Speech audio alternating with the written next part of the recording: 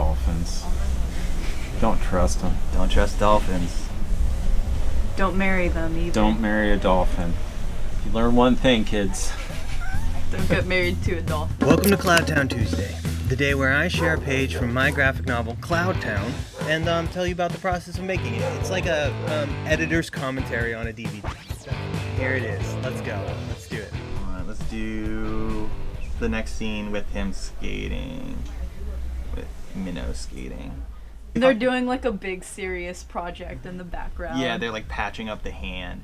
So something that doesn't get expressly revealed, but like you can't let the cloud that's all around Cloudtown, the weird mysterious cloud, touch the monsters in there, the robots you're piloting, because it helps them regenerate. So they're always like patching up any tiny hole or something with like sheets of TPO, which is like a roofing material. Wait, the robots can't touch the clouds? Yeah, so the robots are...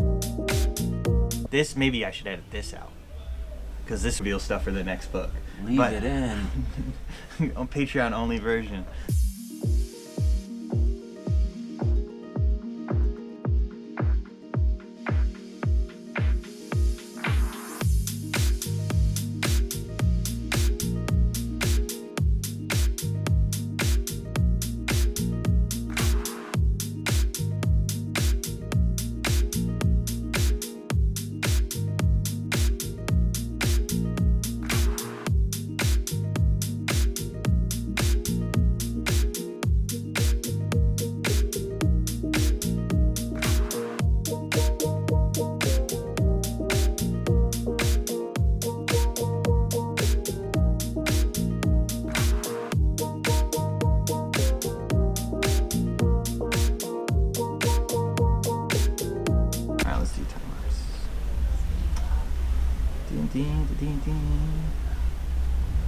Again, like motion stuff, just go ahead brute forcing using some arrows. I'm a big fan of motion arrows in comics. Or Thanks. just like very obvious ways to show something is happening. Yeah, I always dug that. I mean, why not? Why not? I think it's a fun little tool to use. Yeah. It's also a thing that like play with. I mean, originally it was just to make confusing Golden Age comics readable, but I also like that too. I think it's kind of fun. Silver Age comics did it too. Oh, my friend. We had a sign in our house that has been X number of days since there's been an accident.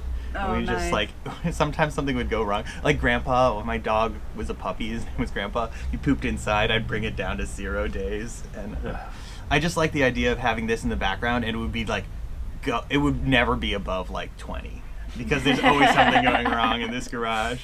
So like every time something bad happens, it just goes back down to 0, and like she's bringing more caulking guns over to do it.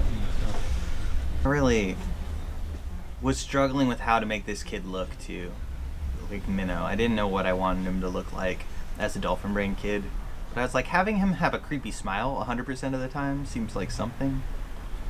Yeah, I like his facial I think that's a expression. really good idea because dolphins naturally always look like they're smiling. Yeah. Even though they're just like. I know. I gave him like the curve down at the end of his smile often later when as I was drawing it, because I wanted to kind of mimic that like up and then down. Yeah, up and down. And then also off. it's like a little less certain. It's like kind of a frowny smile. Like Yeah. frowning on the edges. Dolphins. Don't trust them. Don't trust dolphins. Don't marry them either. Don't marry a dolphin. You learn one thing, kids. Don't get married to a dolphin. And yeah, I do a lot of like adding, like, why I have to have beach patterns on his shorts. So it's like, it's fine. It's fine without the beach pattern. I think it looks good. Nice outfit. And it was fun kind of thinking of like how they would build a garage bay for a giant robot and the scaffolding and like how they would deal with that. Like the hanging for like, window washer for skyscrapers would be used to like clean and maintain it. And it would be like relatively dangerous just to like work on. Yep. Probably you'd actually have it in a lying down position or a chair. Why don't they have chairs for the robots? Or like some type of, scaffolding or... Yeah, well, they often have it scaffolding. It's because it looks cool when it's standing up. That's But why you could make it go, you could have the sculpting like, at an angle. well, it could rotate so it's laying down. Yeah. So then you can work on it. Yeah, Gundams should be lying down. Give the Gundam a rest. Yeah, they don't want to freaked out all the time. I don't know. I did enjoy having this like mad scientist lady. Sure, I spent too much time trying to think of what good ads would be in her screen. This is her like VR screen while she's walking around with her headphones, ignoring everything. I just want Infinity comics about everybody. So I'd be excited to get to explore her a little more. That'd be cool. And that was the fun thing about text, is I had a lot more like opportunity to have like long paragraphs about different people's point of view in their interior world. Like, novels are good at that, so having text chunks was helpful for that. The problem is a lot of people that read a lot of comics don't read a lot of word books, and vice versa. Yeah. So finding your audience is tough. And knowing what they'll want to read. I don't know how I'm making my choices about what is dark and what is light, but it certainly is adding depth. I wish I had a little bit more of like internal instructions like now with choosing brightness or creating contrast, because I think one of the things that slows me down coloring and also just choosing tone is I'm kind of just like I'm operating from I know it when I see it kind of attitude, which creates a lot of experimentation without a lot of work per result. You know what I mean? Yeah. Do you have guiding principles? They're just, you kind of want to set up a value pattern based on depth. So Value pattern and Well, what you want to yeah, pop up. what you want to pop up. But yeah, like the foreground could be a certain value. The middle ground could be maybe a lighter value, and the background could be either a mid value or a darker value, something like that.